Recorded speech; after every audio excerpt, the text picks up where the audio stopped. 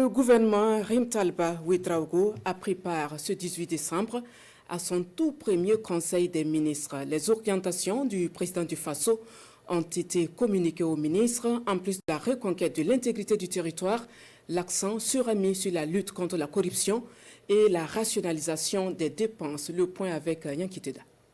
Outre l'examen des rapports et autres dossiers, le nouveau gouvernement, pour son premier conseil des ministres, reçoit des orientations du président du Faso sur la dynamique à enclencher et qui encadre la poursuite de la mise en œuvre du plan d'action pour la stabilisation et le développement au titre de l'année 2025.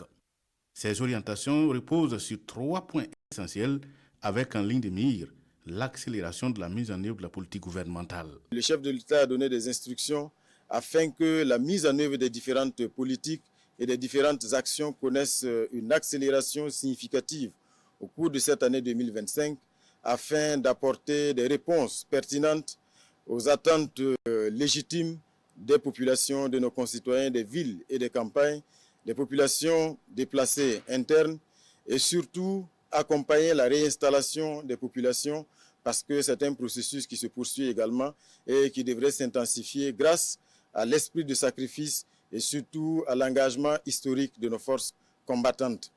Cette accélération donc doit se mener à tous les niveaux et chaque département ministériel doit s'atteler à faire en sorte donc que nous puissions donc passer à un autre rythme de mise en œuvre des différentes politiques et des différentes actions. 2025 va connaître également une lutte beaucoup plus accrue contre la corruption.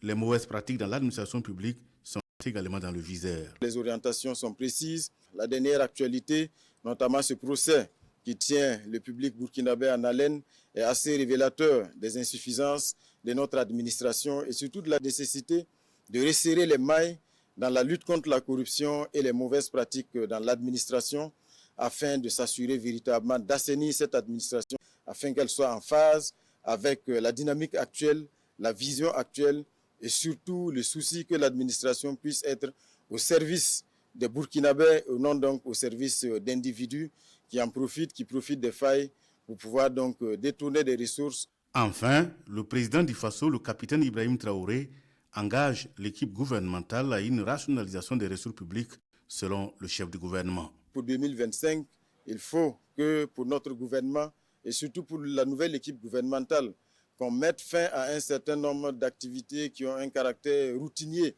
et qui ont un faible impact, ou plutôt qui n'ont pratiquement pas d'impact sur la vie de nos concitoyens, mais surtout orienter les ressources vers la mise en œuvre d'actions à fort impact, des actions de rupture et éviter donc ces actions routinières qui sont budgétivores et sans réel impact sur nos concitoyens. Le gouvernement est également invité à intensifier les actions sur les différentes initiatives présidentielles qui sont lancées dans tous les secteurs de développement, agriculture, infrastructure, éducation, santé, humanitaire.